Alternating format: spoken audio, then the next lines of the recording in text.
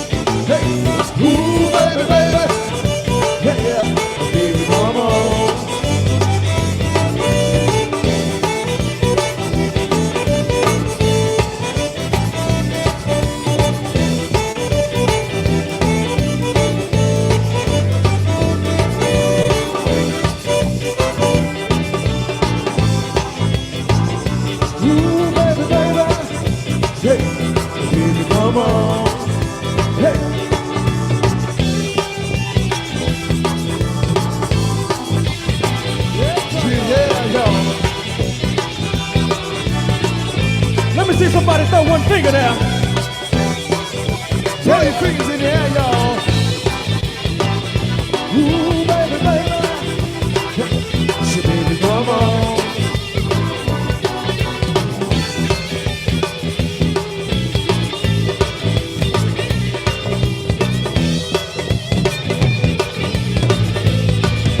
Miss Joy, y'all.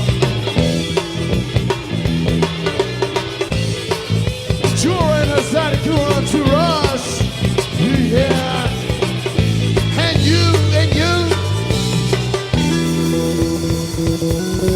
that's what, yeah, baby, come on. Merci beaucoup.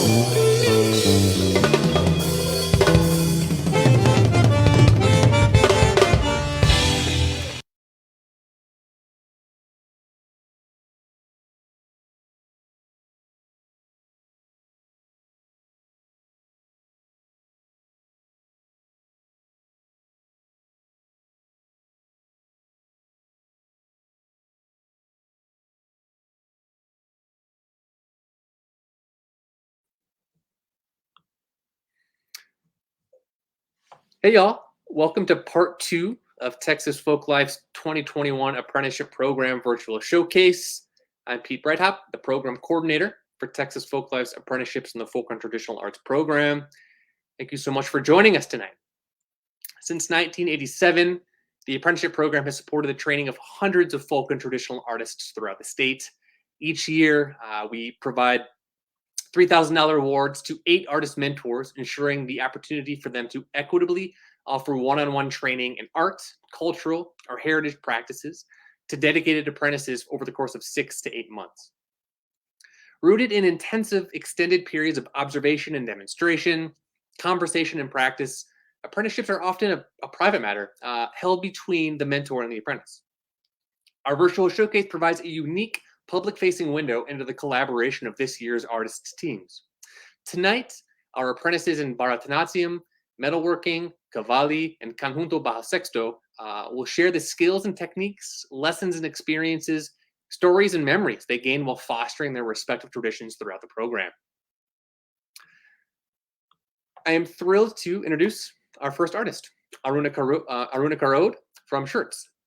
With her apprenticeship, Aruna and her mentor, Dr. Sridhara Akihabalu, have been exploring how to incorporate vernacular and regional styles not typically used in Bharatanatyam into their practice of the classical Indian dance form. From studying early Tamil cinema and translating contemporary Marathi poetry, to developing original choreography and collaborating remotely with professional Carnatic musicians living in southern India, Dr. Sridhara has pushed Aruna to grapple with and take ownership of the multifaceted work this practice involves.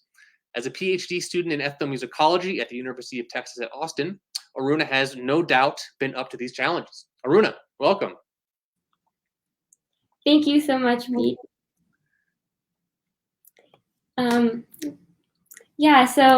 I would just like to start off by saying thank you so much to Pete and Texas Folklife for this wonderful opportunity. And I think I'm ready to get rolling with the presentation. So I titled this A New Lens on Bharatanatyam. So Bharatanatyam is, we can go to the next slide, is a form of South Indian classical dance. Originally, it is derived from different traditions of storytelling and regional performance, primarily a female-dominated courtesan tradition that has been displaced largely because of the rise of more upper-class practitioners of this dance form and the spread of Bharatanatyam outside of India and the diaspora. So, however, at the same time, the particular form of Bharatanatyam that I've been studying with Sridhar Uncle hails from the region of South India known as Pandanallur and also Tanjavur. So these are the kind of two regional and local traditions that inform my practice. And you can see them circled in red on the map there. We can go ahead. So something really fundamental about Bharatanatyam and a lot of different Indian performing arts is this idea of a guru and shishya tradition. So this meshes fairly closely with the idea of being an apprentice to a mentor. And so my guru or teacher is Dr. Sridhar Akihabalu. And Dr. Sridhar has a really illustrious performance career that he started in India. He trained with several of the masters of the genre, including Srimati Narmada and also a very famous teacher of Abhinay or expressive dance storytelling. So that was my focus for this apprenticeship, was cultivating my abilities as a choreographer so that I can take on this form in a more serious way. And Dr. Sridhar is the director and founder of the Kaveri Natya Yoga School of Bharatanatyam with branches in San Antonio, Austin, and Corpus Christi. And so I've been fortunate to be part of that dance school for the past 8 years, both learning and teaching and completing my kind of next stage, my graduation Arangetram as part of this school. And what makes him such a unique mentor is that he's really a specialist in all aspects of the dance. So many teachers in the US and even in India don't really have a full grasp of every aspect. Some of them will use pre-recorded music, or maybe use choreographies that are passed down from their teachers or dance lineage. So Sridhar Uncle has those heirloom choreographies, but he's also an innovator in dance. He records his own music. And these are all things I got to experience firsthand being his apprentice the past several months. Next slide, please. So this is me. As I said earlier, I've been learning with Dr. Sridhar for the past 8 years. And personally and professionally, I'm a student of Bharatanatyam and ethnomusicology. I'm also a teacher. I taught in the Kari Natya Yoga dance school for several years, and I'm a performer and arts educator. As you can see here, I'm performing at the Blanton Museum of Art when I was an artist in residence there a few years ago. Something that really aligns closely with this work is I have this very close guru-shishya or apprenticeship sort of relationship where I have spent past summers studying intensively with Sridhar Uncle, as I call him.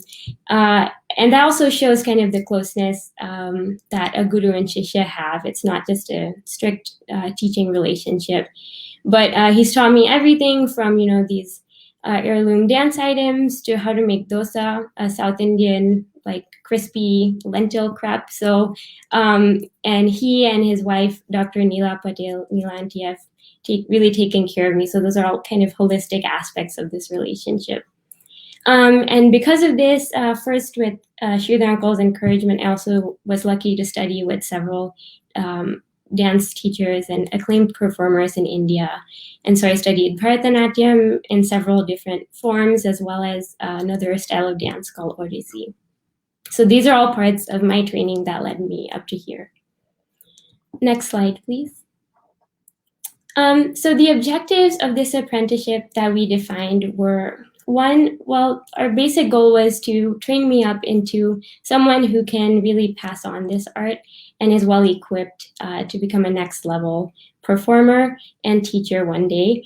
And so how we approached this was first a focus on learning Natuvangam, or this is the practice of reciting rhythmic syllables to accompany dance.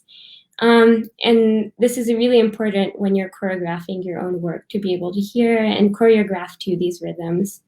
Also, when you're setting new music, that's really important to have ideas of, what you want in terms of musical structure for your dance items. The second thing was learning to choreograph both rhythmic and expressive pieces. And the way that we specifically approached this was to explore non-traditional literature and themes through abhinay or expressive storytelling, since that is a huge specialty of Sridhar Uncle. Next slide, please. What we did for this is we had weekly lessons in Natuvangam, where we learned Sol Kattu, or the art of reciting rhythmic syllables, as well as dance lessons. And over the course of these past, I suppose, 6 months, or a little more than that, we choreographed 5 new items. These were in 4 different languages, coming from contemporary, or 2 from older poetry that was kind of iconoclastic in its time and is not often choreographed and set in dance. And the other 2 being from contemporary poetry, exploring themes such as disability, aging, and also resistance to, orthodoxy in Hindu religious traditions. So these were some of the kind of non-canonical or non-standard themes, non-traditional themes that we explored through dance. We also started choreographing 1 item in a Pushpanjali, or a traditional invocatory piece that is purely in Sol Kattu, or rhythmic syllables. So you can see we had both the technical and expressive aspects in this work. Due to time constraints, I'm only going to be presenting pieces of 2 of these works to showcase different aspects of what we did. Next slide, please. So for Natuvangam, I was getting to learn this, the Sol Kattu, or through lessons, the different rhythmic syllables. And we focused on Aditalam, or primarily, which is the standard kind of 8-beat rhythmic cycle. And through this, I got to meet Dr. Sridhar's friend and a professional musician based in Bangalore, India, Vidwan Shri Hari Rangaswamy. And Shri Hari uncle is a mridangam player. As you can see, mridangam is a double-headed drum that's used in Carnatic or South Indian classical music, which accompanies Bharatanatyam. So I got to meet with him several times and study some more advanced Solkatu from him, which was really enriching for me. And I'm going to be sharing a little excerpt of that, and hopefully you can also participate from home if you would like to, and learn a little bit about Adi Talam with me today. So what I learned from this is that it's really essential to first map out the rhythm of dance items. When you hear them, you should, kind of listen for the music, for the rhythms first. And this applies for expressive or more technical items, because when you have a grasp of the rhythm, then you can really put in these, even, you can time when you're going to do a certain expression or a certain movement that makes it really impactful. So understanding kind of the music skeleton is at the heart of producing sophisticated and resonant choreography. Next slide, please. So let's try this out. Everyone can join me if you'd like to in learning the basic Adi Talam. So the beats here, there's 8 beats, and it goes like this. Da, ga, di, mi, da, ga, jo, nu. Da, ga, di, mi, da, ga, jo, nu. So that's a basic cycle of Adi Talam.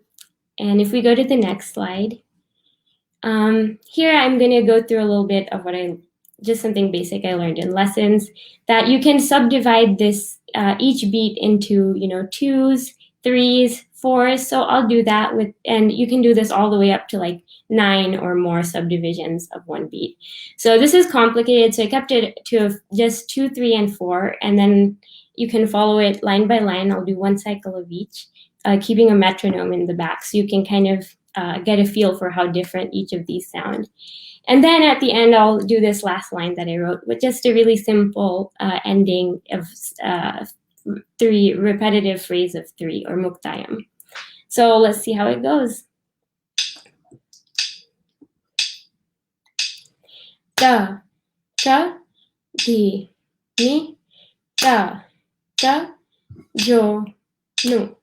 Da, ka, di, mi, da, ka, jo, nu. Da, ka, di, mi, da, ka, jo, nu. Da, ka, di, mi, da, ka, jo, nu. Da, ka, di, mi, da, ka, jo, nu. Da, ka, di, mi, da, ka, jo, nu. Da, ka, di, mi, da, ka, jo, nu. Da, ka, di, mi, da, ka, jo, nu. Day, day, day, day, dam. Day, day, day, day, dam. Day, day, day, day, dam. So that's a taste of how the subdivisions feel, and we can hear this in the next clip, which we'll find on the next slide. So when I was choreographing the Pushpanjali, or this invocation piece, this one was purely in rhythmic syllables. You can see my notes here on one side as I'm trying to figure it out and listen. This is just maybe the first minute or 2, or maybe 2 minutes. So you can see it's pretty dense. It took me several listens to really get the correct beats. And then here I'm going to just play for you an excerpt of me reciting the syllables over this excerpt of music that's about 30 seconds long.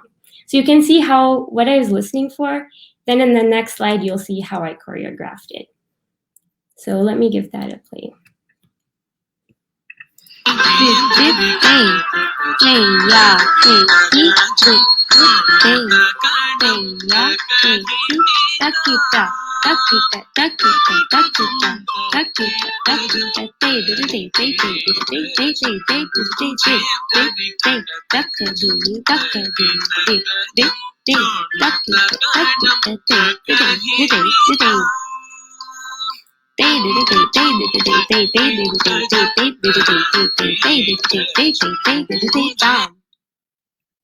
So I think I put an extra dite in my little transcription here, but there you can get a sense of how the solkatu or rhythmic syllables overlay with the music and what the percussion is playing there.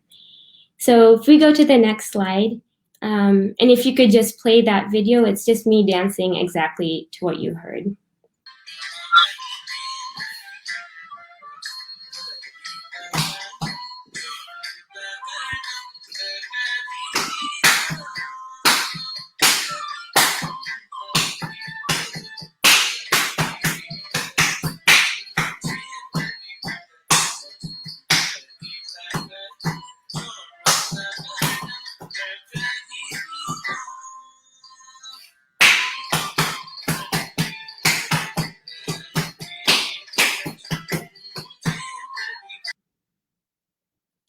So yes, so that was an example of how I used my Natuwangam training in this apprenticeship to directly improve and learn how to choreograph these sort of items. We can go to the next slide now. So the second example is another item that I choreographed with Dr. Sridhar's guidance.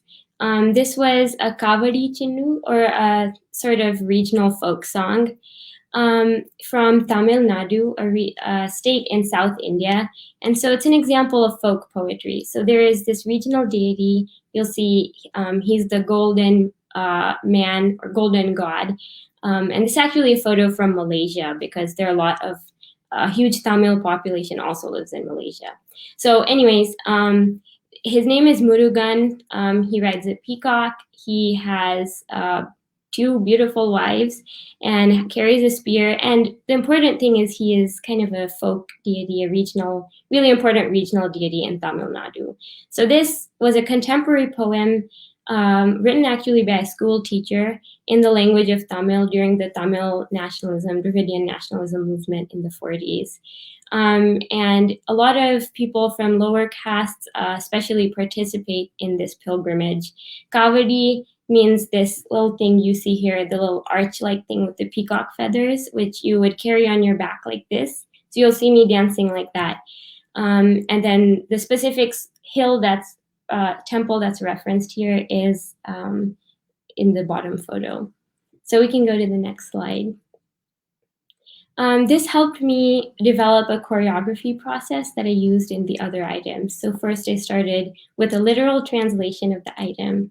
Then I progressed to researching the history and culture surrounding that item, including who was the composer, what was their background, what not only was the literal meaning, what is kind of the poetic meaning. So that's part 3 that I want to express, or what are kind of these inner messages of this song. Then I went on to listen repeatedly and map out the music using solkatu and listening for important musical cues that I can choreograph. And then lastly, I considered the style of movement, as Sridhar uncle advised. For this song, he pointed me to look at some old Tamil cinema. So I was watching a few clips from that just to get an idea of how to move in a way that is not traditional to Bharatanatyam, but is authentic for the style of music, this era, and the region from which the song originates. So if we go to the next slide and play that, you can keep an eye out for me dancing with the Qawwali in this song.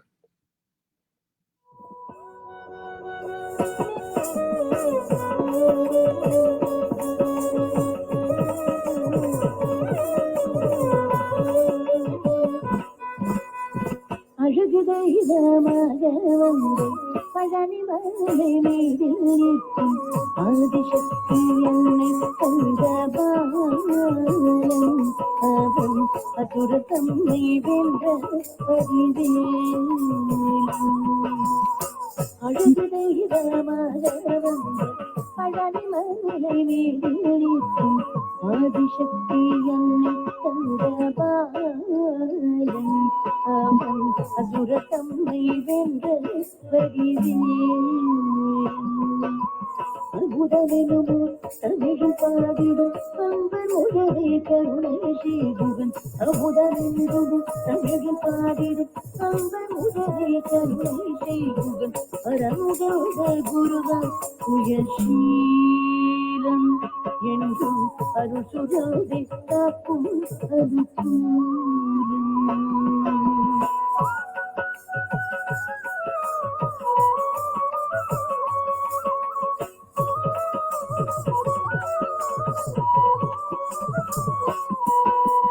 நித்தஜோதி வடிவம் பிரகாசம் தூரம் நெஞ்சை நீங்காதென்றும் அங்கு வாசம் நித்தஜோதி வடிவம் பிரகாசம் தூரம் நெஞ்சை நீங்காதென்றும் அங்கு வாசம் நித்தஜோதி வடிவம் பிரகாசம் தூரம் நெஞ்சை நீங்காதென்றும் அங்கு வாசம்.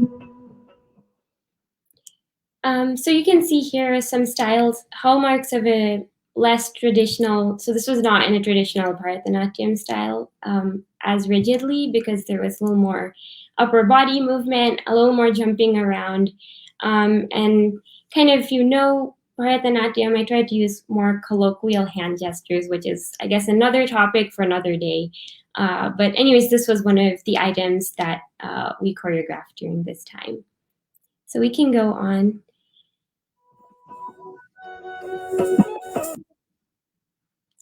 So some of my reflections from this time were that being an apprentice really helped me kind of refine and learn my own choreography process. This helped a lot to have the guidance from Dr. Sridhara, to get to experience calls with musicians, learning solkattu from musicians, and seeing how a piece is made and kind of how an idea comes to life through setting its music and choreographing and everything. I also learned that abhinay, or expressive storytelling, has kind of a long incubation time. So it takes a while to establish this dominant emotion, which we call as sthai. And so that takes like months of practice. The hand movements and the ideas may all be in place, but like only during my last week, Sridhar uncle felt that, you know, one part of this abhinay item really captured the essence of that feeling. And that's what we're really going after. And it's also, I feel that it's hard to be natural. I would say storytelling is a strength of mine in dance.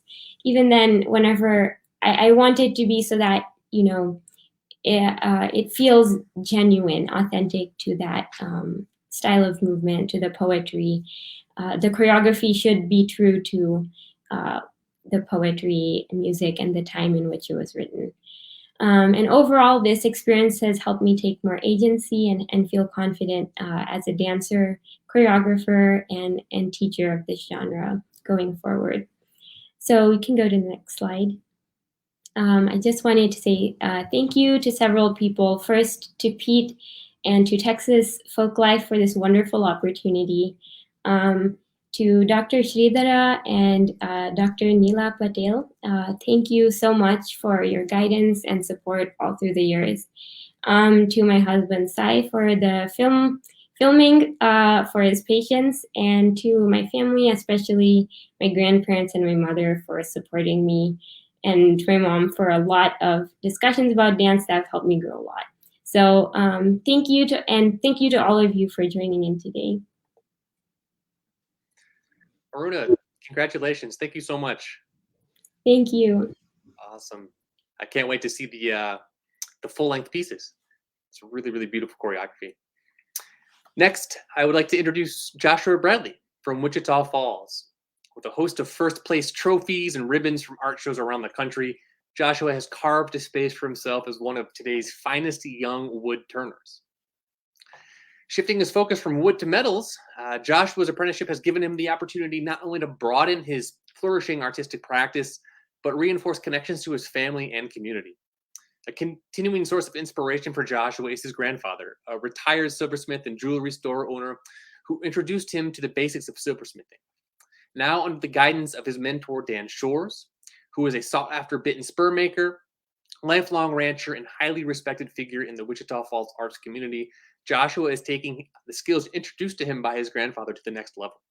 Tonight, Joshua will be taking us through the process of making a horse bit and buckle set. Joshua, welcome. Thanks for having me. excited to be here. So if we can, let's start with presentation. So this is my apprenticeship for the Texas Folklife for 2021 under Dan Shores. And if we can go to the next slide, please. It wanted to start off by just showing a little bit about what I'm known for as a wood turner. I like to do things in a Southwest style. I like to use natural woods. I like to make things with my hands. So if we could go to the next slide, please. Here again is a couple more of my pieces that I'm known for. There's no stains or paints. Some of these are very complicated with the designs and may have hundreds or close to even 1,000 pieces in them. And all this using wooden tools. Some of those kind of relate to some of the metal tools, and that's why I included this in this. If we could go to the next slide. I also like to do painting and drawing, and this also helps as far as the design work that will be included in the metal work as well. If we can go to the next slide. So a couple years ago, I started doing some silver work. My grandpa was getting older. He sold me a lot of his just small hand tools, and he has a machine where I can turn rough stones into cabochons. And so I started making stones with the intent of learning silversmithing. And so this is some of my early work. I enjoy it very much. And then this Texas Folklife apprenticeship has allowed me to grow quite a bit. And so if we'll move to the next slide, we'll see some of the design work that when I met Dan for this project, he really encouraged me to draw, draw, and draw. And this was with the intent of having clear direction. That way you're not wasting valuable materials or having something that you mess up on later. So in these three sketches, it's really were the ideas for what we wanted to do. He had an old design from a bit that he had got out of a catalog, which is the hind leg of a steer, and he calls it his healing bit. And so he told me to draw in some design elements. And we first thought of doing some turquoise or some other stones, but as we looked at several of these and went through it, we finally settled on a design that had rattlesnakes, cactus, a bison skull, and some more cactus. And that all kind of ties into that artwork that I like, the Southwest, the Native American style artwork. So if we can go to the next slide, please.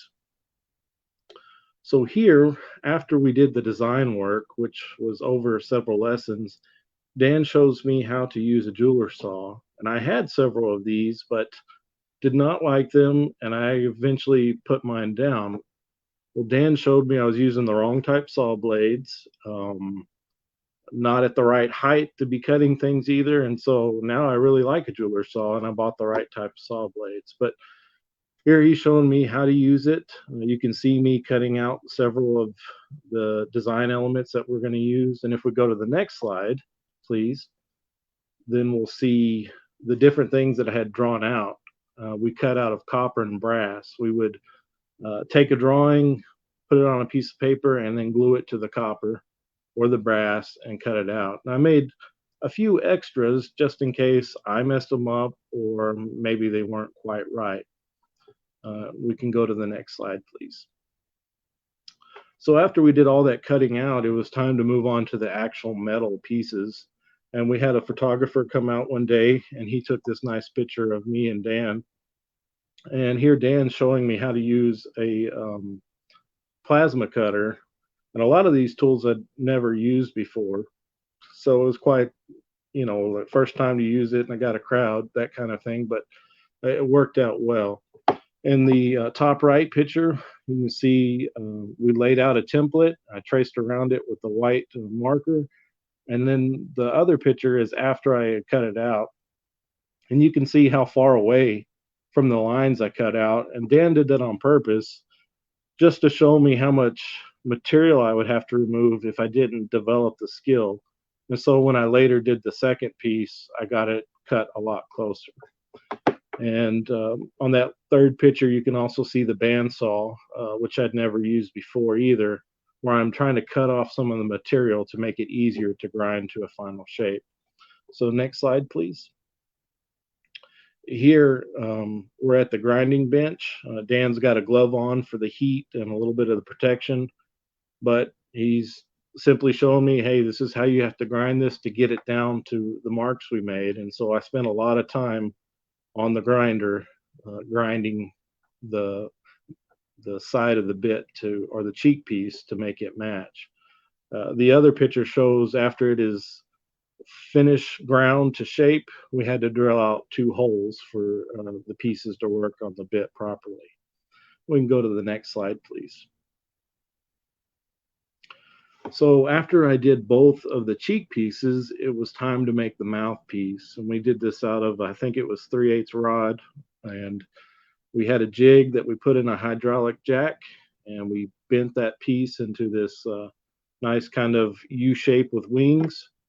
And we got to do one of the things that I really enjoyed or found really fascinating was we cut these channels in it and then inlaid it with copper. And it serves a valuable function to the horse in keeping the horse's mouth from drying out while the bit is being used.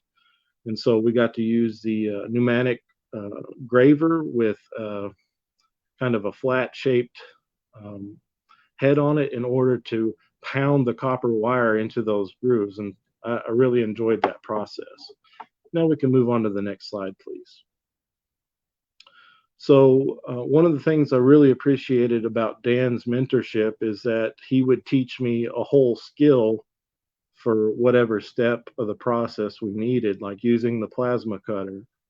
Well, when it came time to putting these 3 pieces together, the mouthpiece and the 2 cheek pieces, he had to teach me how to weld. So we spent an afternoon in the shop just making lines with the weld or welding pieces together, or even doing some odd shapes just so that I could do 2 little welds on this. But it really benefited me.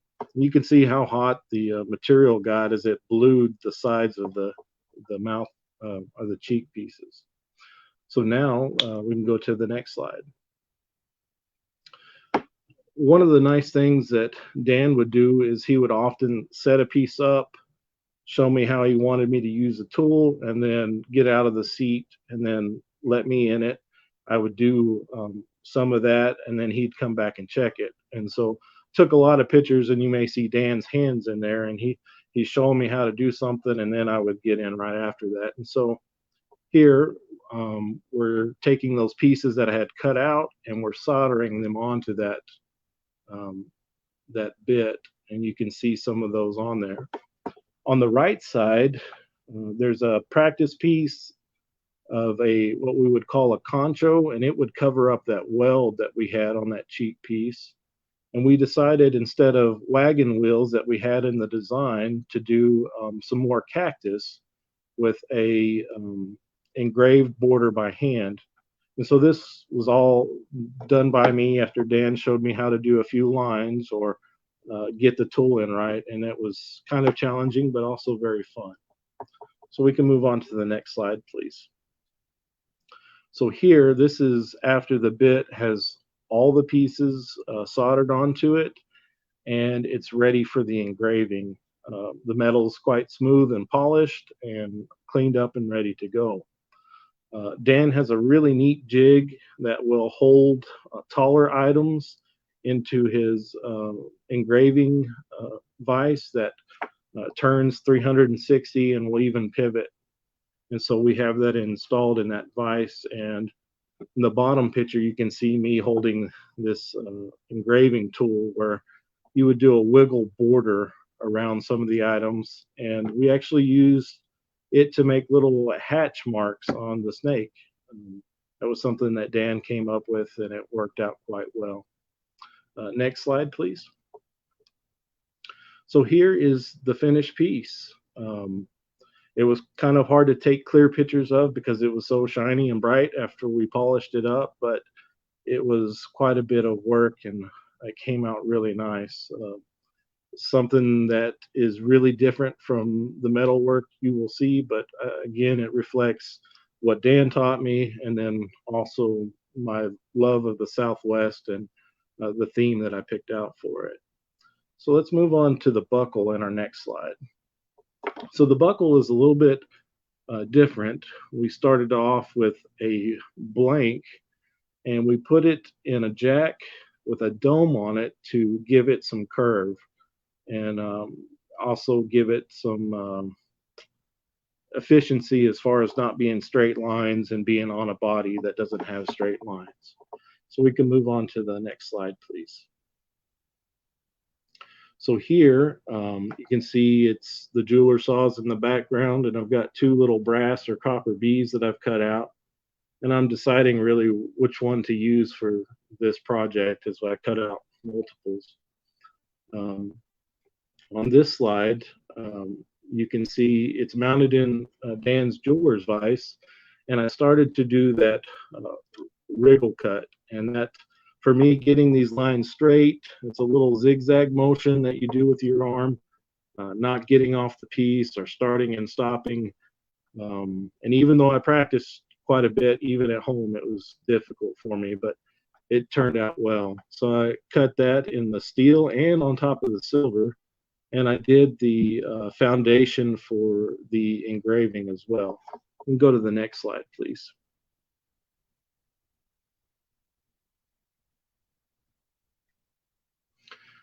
Here, I didn't have time to do the engraving or for Dan to get into really teaching it for me, but he did show me all the steps, and he did finish doing that to give it a nice finish for me. But you can also see the belt keeper that we did out of, I think, copper, or it might be brass, but I'm colorblind, so it's hard for me to tell, but did a wriggle border and did a wriggle for the inside of the scrolls, and it came out good.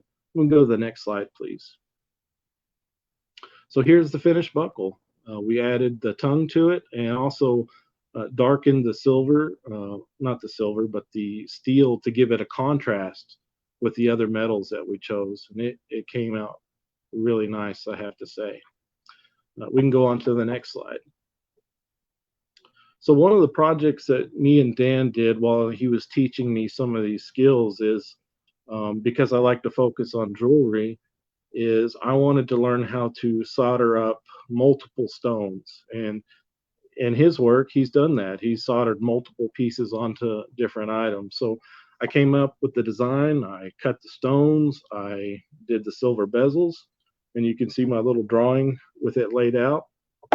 And then Dan soldered it to a sheet of silver for me, and he also did the bail at the top and engraved it. And so it was a really nice joint project that we had, and got to display it at Cowboy True while we were working on these other projects. And so it was quite a fun deal. And so we can move on to the next slide. So there was a lot of pictures that I couldn't show you, a lot of time and a lot of work from what we learned, but we really wanted to thank everybody that was involved, from Pete to Ben, the tech guy, everybody at Texas Folklife for this opportunity. People in my hometown like Carol Sales and Mrs. Thusen, the gallery manager, the people at the forum. But really would like to thank Dan for his teaching and patience and guidance for me. And I feel like I've gained a mentor that I can talk to about metal work and other aspects. I'd also like to thank my parents for their love and support for really my whole life. And also, again, my grandparents for my love of rocks and really helping me be an artist. And so just want to give a big shout of thanks to everybody that's helped me on my journey. Thank you. Awesome, Joshua. Before you log off here, there's some folks are wondering where they can follow your artwork. So can you share some of your social media platforms? Yeah, on Instagram, I'm Art by Joshua Bradley. I post pictures of paintings, the woodwork and the jewelry and the lapidary. And you can find me on Facebook under Turned Wooden Art by Joshua Bradley. Awesome. Thank you. Yeah, I have to say, with these your first bit and first belt buckle is pretty fantastic. I can't wait to see what the second ones are going to look like. Yeah, I'm planning on making quite a few more. Fantastic. Thank you, Joshua. All right, moving on to our next presenters here. As the artistic director of the Houston-based ensemble Riaz Qawwali, mentor Sunny Mehta has been performing professionally for over 20 years, using and transforming Qawwali, a form of Sufi devotional music, to bridge ethnic and religious divides. Through Sunny's exacting instruction, apprentice and Riaz Qawwali member Danish Parbtani has increased his fluency in the technical and performative aspects of the vocal art form, from practicing proper pronunciation, exploring the intricacies of Qawwali's system of melodic improvisation, to understanding how musical and physical gestures can deepen the poetic meanings of Qawwali's texts.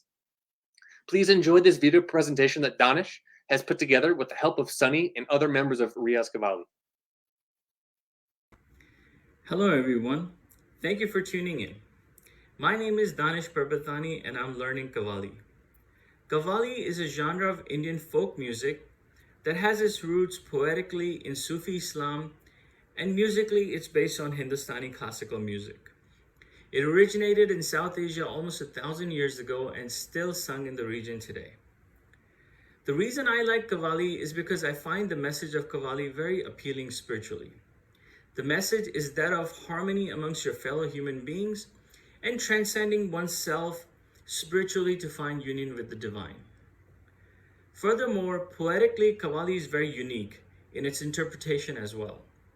The poetry of Qawwali has dual meaning, where it could be interpreted as speaking about love for another human being or speaking about love for the divine. This dual meaning and interplay gives Qawwali its unique flavor. Musically also, Qawwali is very unique. Qawwali is a folk genre allowing room for improvisation and innovation, but it also gives the artist a lot of freedom to create unique pieces by mixing several different melodies and modes while staying in the same song. This makes a live Qawwali performance a mesmerizing experience. I immediately fell in love with Qawwali when I first watched a live performance as a child. So when the opportunity came years later to sing in a Qawwali ensemble, Riaz Qawwali, here in the United States, I could not believe my luck. Eventually, it led to this apprenticeship, which has really allowed me to pursue my passion for Qawwali and learn the technicalities of the art of performance. One of the first things I learned during this apprenticeship is that pronunciation is very important in Qawwali. The poetry in Qawwali is composed in several different languages that are South Asian languages such as Urdu, Hindi, Punjabi, Rajasthani, Saraiki, etc. As such, I had to learn proper pronunciation in each language to make sure that the message of the poetry is not changed. Second thing I worked on is the clapping. In Qawwali, there's continuous clapping by the singers. This means that during a performance of 2 to 3 hours, you're clapping continuously in every song. This took quite a bit of practice for me to get a hang of it. This may sound very easy, but it actually takes quite a bit of coordination and practice. Not only do you have to stay in beat with the tabla player, but you also have to do it while singing and not lose your breath. Another thing I learned during this apprenticeship is what we call rag dari. Hindustani classical music has several melodic structures. These rags provide foundations on which all classical songs are composed. I learned 2 of them during this interpretation, namely Yaman and Kamanch. Learning a rag allows you to not only learn the Qawwali songs, but also gives you the tools you need for improvisation during a live performance. As you'll see in my presentation shortly, you can sing a slightly different form of the rag during the song and then come back to the original song. This really adds flavor to the performance. Rag dari takes a lot of practice, and most artists spend 20-30 years learning and practicing rags before they achieve good command over the rags and are able to perform improvisation flawlessly.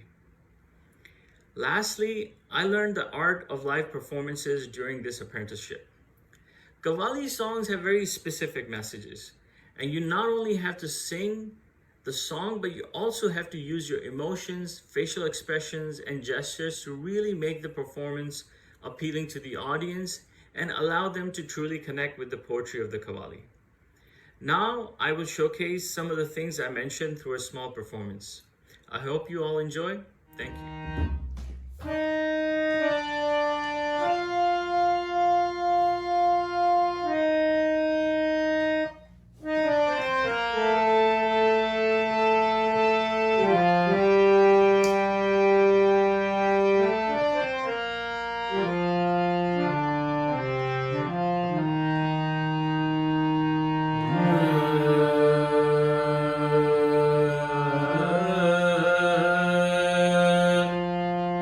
Ah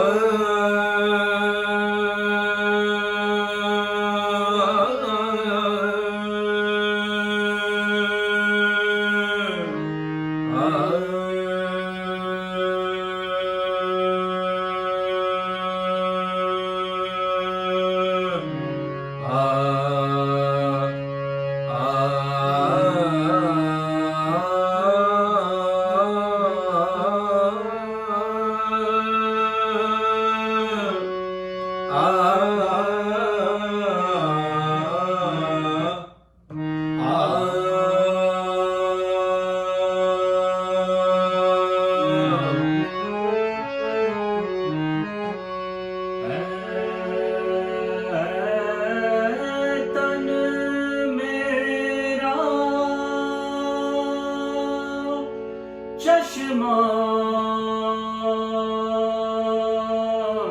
ਹੋਵੇ ਮੁਰਸ਼ਦ ਵੇਖਣਾ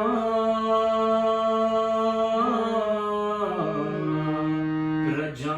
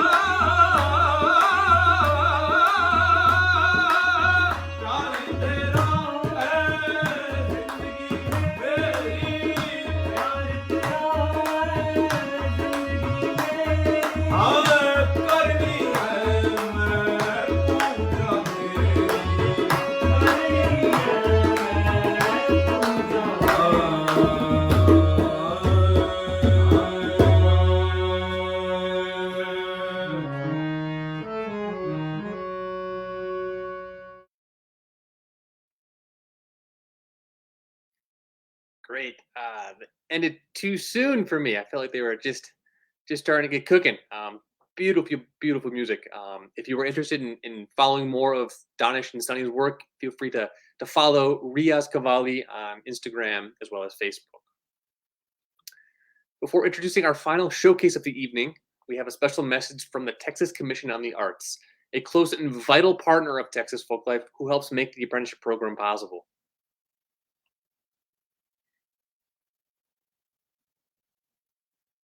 Hello, I'm Gary Gibbs, the Executive Director of the Texas Commission on the Arts, and I want to congratulate the 2021 apprentices who will be doing their showcases today. We're so proud of the effort that you've taken under these very challenging times and that you've excelled in your own artistic disciplines. The relationship between Texas Folklife and Texas Commission on the Arts is a long and fruitful one. We support the activities of Texas Folklife because Texas is a big, diverse state with numerous art forms. And through the hard work of Texas Folklife, TCA is able to support the work in the folk and traditional arts. And we're grateful for that work. And we're grateful for you for preserving your art forms and passing them on to the next generations. So once again, thank you and congratulations. Thank you so much for your words, Gary, and TCA's continual support of the program. As referenced by Gary, Texas Folklife's Apprenticeship Program is made possible by a state partnership award from the National Endowment for the Arts in partnership with the Texas Commission on the Arts, and support from the board and members of Texas Folklife. Additional support is provided by the Cultural Arts Division of the City of Austin Economic Development Department. And we also have two special partners for this year's program, the Arts Council Wichita Falls and the Indigenous Cultures Institute.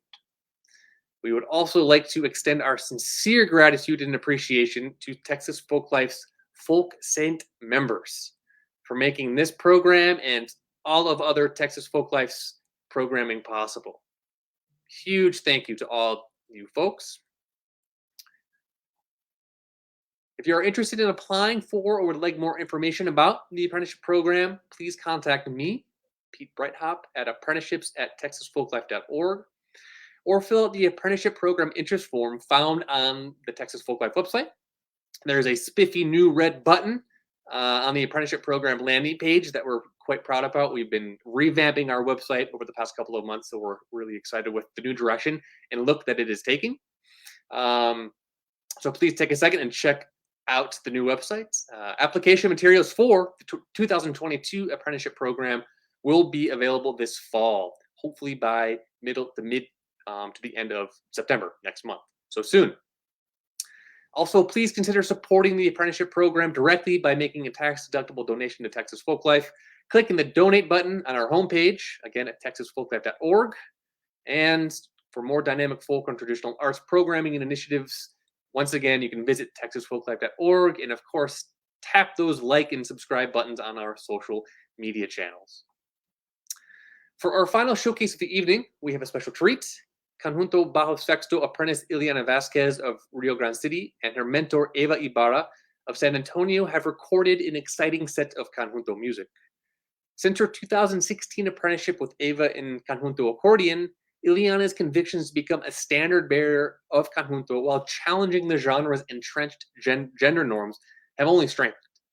Iliana takes after Eva as a studious and disciplined student of the craft, keen to push the stylistic boundaries of Conjunto.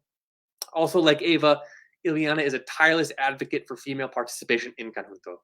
And above all, it has become Iliana's mission to bring widespread awareness to Eva's extraordinary career as one of Conjunto's best performers, composers, and band leaders. Please enjoy Iliana and Eva's showcase. Good evening. Buenas noches. We hope you have enjoyed the 2021 Texas Folklife Apprenticeship in the Folk and Traditional Arts Program Virtual Showcase Series. My name is Iliana Vasquez.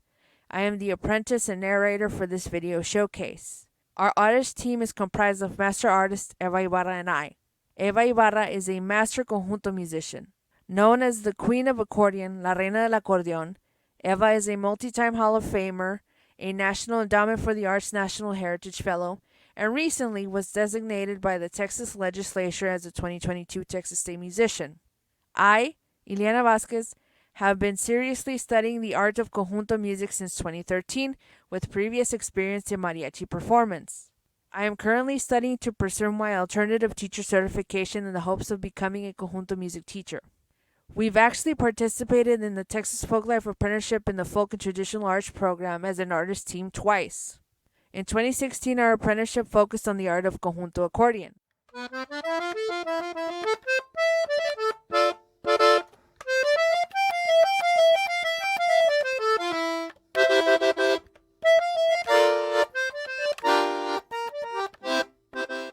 In 2021, our apprenticeship focuses on the other side of the dynamic conjunto pairing, the Bajo Sexto. During this apprenticeship, we focused on many of the fundamentals including scales, chord construction, and standard conjunto rhythms.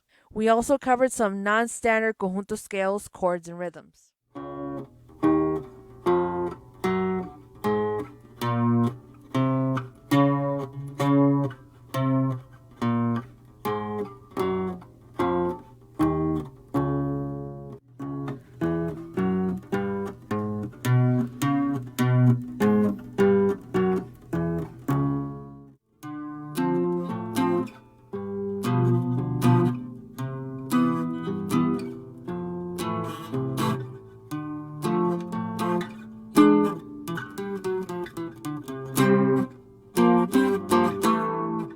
The video showcase will be formatted as follows. We prepared 3 songs for you this evening. Each will be preceded by an example of the Bajo Sexto rhythm used. The first song is titled Creí. The rhythm used is the bolero. The second song is titled Paloma Negra. This is the first song we ever played together, so we just had to cover it for this showcase. The rhythm used is a ranchera lenta or waltz rhythm. The final selection is a non-standard tune titled You'll Lose a Good Thing. Released in 1962, You'll Lose a Good Thing became a monster hit for the Empress of Gulf Coast Soul, Barbara Lynn. The non-standard rhythm used is of the rhythm and blues variety. We hope you enjoy what we've prepared for you today.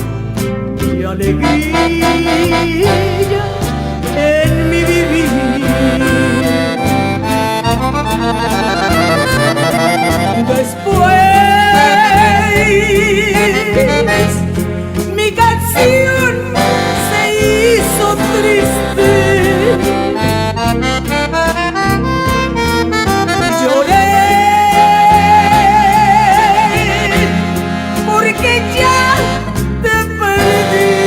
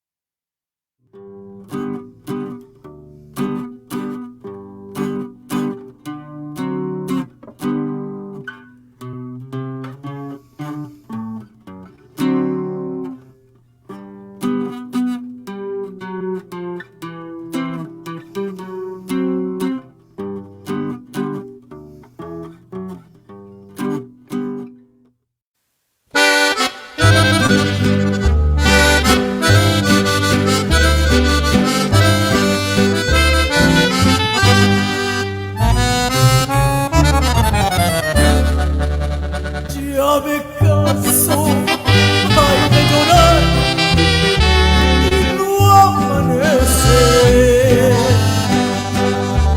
Ya no sé si maldecirte o por ti rezar. Tengo miedo de buscarte y de encontrarte. Donde me aseguran tus amigos que te vas. Hay momentos en que quisiera mejor rajarme y arrancarme ya los clavos, ay, de mi penón.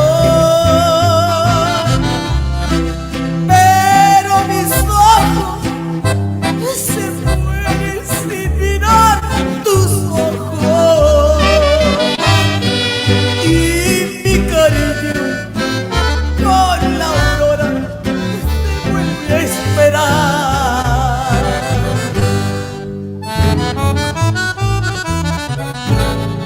Y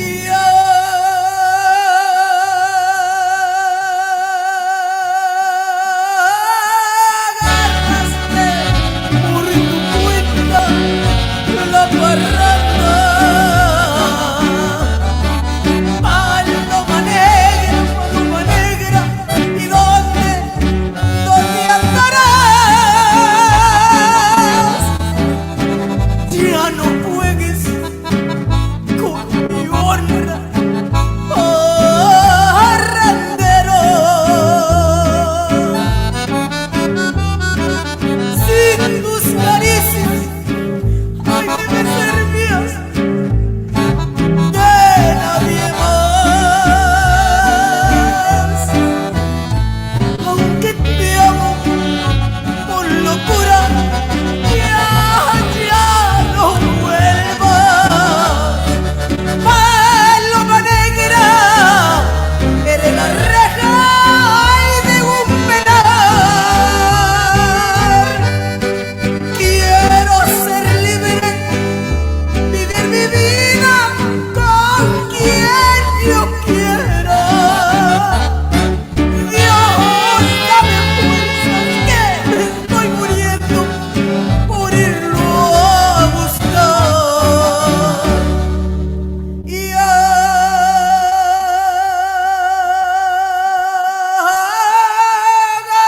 agarraste por tu cuenta la parranda.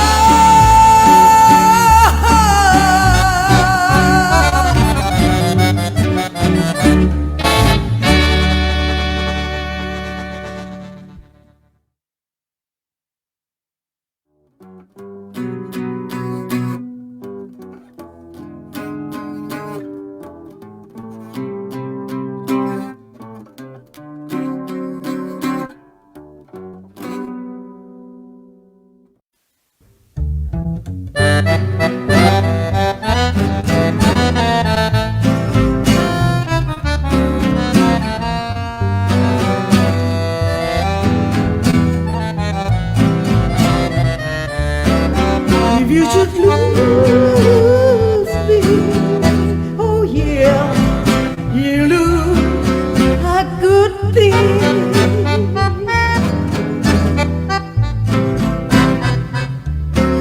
If you should lose me, oh yeah, you lose a good thing.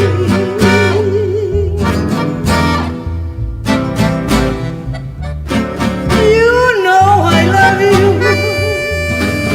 do anything for you. Just don't betray me, baby, and I'll be good to you. 'Cause if you should lose me, oh yeah,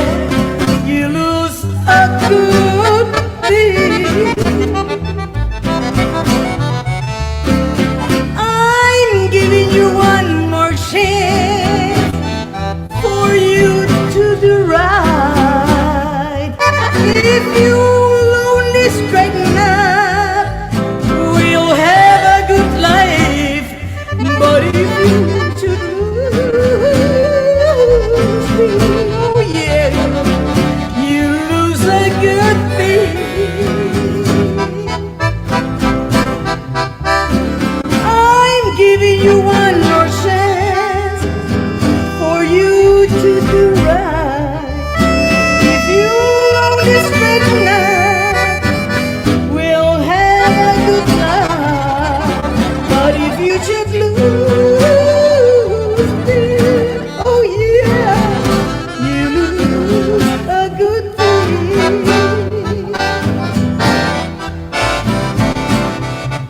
This is my last time, not asking anymore.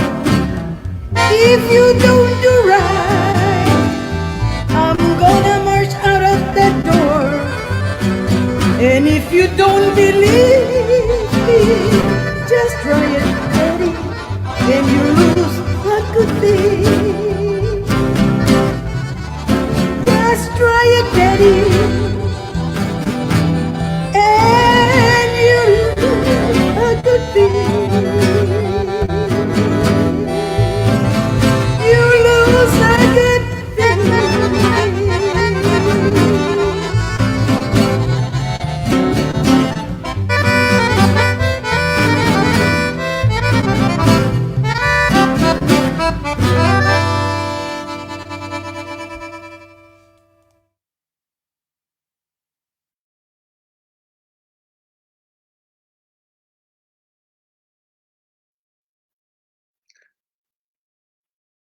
Iliana and Ava, thank you so much. Hello. Hello. Welcome. That was all recorded in kind of a marathon session, correct? Last week. Yeah, it was like 2 or 3 sessions. Great, awesome. Really, really fun to hear the two of you playing together. Really, really fun. Before we bring the event to a close this evening, we have a special message for Ava from her San Antonio City Council District 4 representative, Councilwoman Dr. Adriana Rocha Garcia. Hi, I'm Dr. Adriana Rocha Garcia, City Council District 4 Councilwoman, and it's an honor to congratulate Ms. Eva Araiza Ibarra for receiving the designation of 2022 Texas State Musician by the Texas Commission on the Arts. Although I wish we could all be together in person celebrating the unique and remarkable talents of Ms. Ibarra, better known as La Reina del Acordeon, I hope that we can soon reunite. San Antonio is fortunate to have just amazing Hall of Famers and someone like her who has earned countless accolades for her impressive skills and talent. I love how Eva picked up the accordion at a tender age of 4 and since then has been sharing our passion with all of us. I was thrilled to find out that she would be receiving this honor, and I was especially proud of the fact that Eva is also a music educator who is helping other emerging musicians develop their skills. Most importantly, Eva, I want to thank you for forming part of the Palo Alto Conjunto program and showing us how we can connect together through music. La cultura de San Antonio se define por su gente, la música que nos llena de felicidad y recuerdos inolvidables. Son las personas como Eva que nos llenan de orgullo y nos ayudan a recordar los buenos tiempos del ayer. Gracias a Eva y a todos los que nos ayudan a crear la música de conjunto. El legado que ustedes han creado por siempre formará parte de nuestra historia aquí en San Antonio. Muchísimas felicidades. Yeah, thank you. Thank you so much. Yes. With all appreciation from my heart. So we have a special presentation for you. We have something to present to you. Oh, really? Yeah, on behalf of the city of San Antonio, we were able to get you citation. Oh, thank you. Presentation. Yeah. For the Wow. city of San Antonio. Wow, it's an honor. Thank you. Thank you so much. You all appreciate it. Yes. Iliana, all the staff, Pete, all the Texas Folklife. Thanks a lot, and all the staff. Thank you. Thank you, Ava, and thank you so much, Iliana. Ava, this was all Iliana's work. She, through her very wonderful advocacy work, getting the citation to happen. So congratulations to both of you. And certainly, Ava, on behalf of Texas Folklife, it's been an honor working with you and collaborating with you over the years. So we look forward to many more projects in the future. And I want to say thank you to Iliana, for getting me in the apprenticeship. Thank you so much, and thank you, Folklife, Thank you all. Great, awesome. Well, that brings us to the end of our two-part apprenticeship program virtual showcase series. Quite a range and diverse collection of fantastic folk and traditional artists from all throughout the state. We just want to give one final thank you to everyone who presented this evening and last week. The apprentices and the mentor artists put a lot of work into creating the content and media that we presented tonight. So thank you to them. And we, of course, over the course of the program, really enjoyed getting to know each and every one, them more personally, and of course, learning more about their work. Just a quick thank you to Ben Doyle of Bend Productions for his technical assistance during tonight's broadcast. And thank you all for joining us. Thank you all who joined us tonight. Sorry, and all of you who are watching at a later date. Have a great evening and stay safe.